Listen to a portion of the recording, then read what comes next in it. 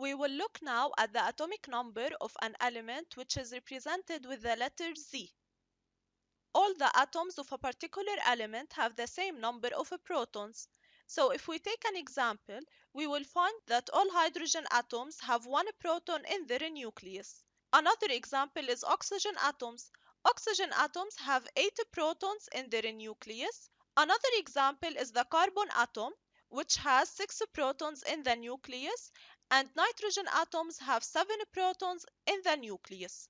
So as we can see, the structure of an atom is the same. We have a nucleus which contains the protons and the neutrons, and electrons are orbiting the nucleus in energy levels.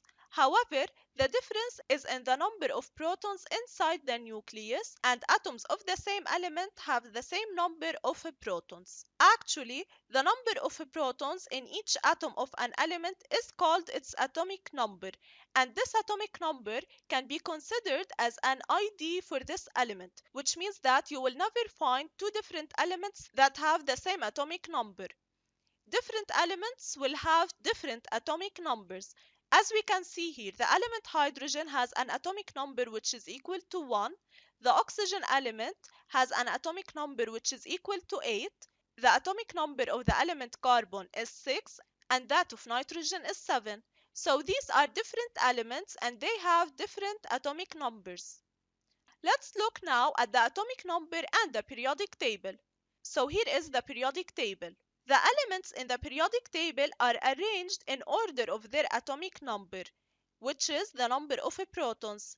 For example, if you are told that the atomic number of an element is 8, then you can identify this element using the periodic table. So it will be the 8th element listed.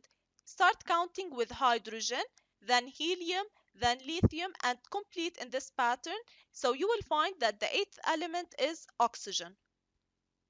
Moreover, if you were given the atomic number of an element, then you can know the number of electrons of this element, because as we have said before, that the number of electrons is equal to the number of protons, and the number of protons is equal to the atomic number, then the atomic number will be equal to the number of electrons as well.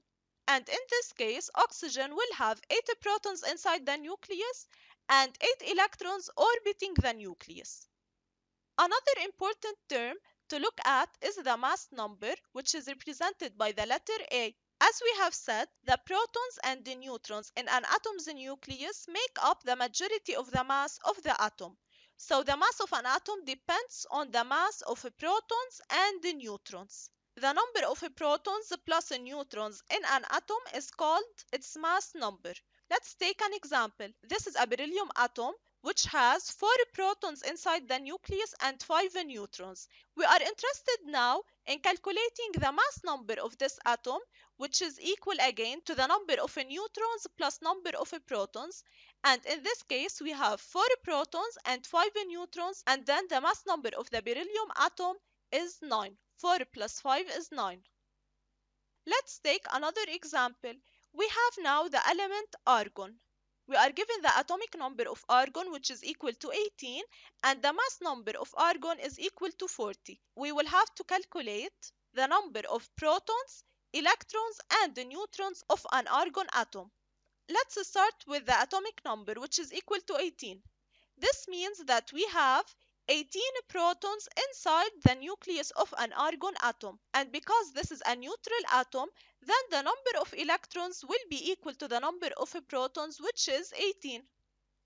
Argon's mass number is 40. And we know that the number of protons plus number of neutrons is equal to 40. We will rearrange this equation and we will find that the number of neutrons will be 40 minus 18, where 40 is the mass number and 18 is the atomic number, and this is 22. So an argon atom has 22 neutrons inside the nucleus. So in conclusion, the argon atom has 18 protons, 18 electrons, and 22 neutrons.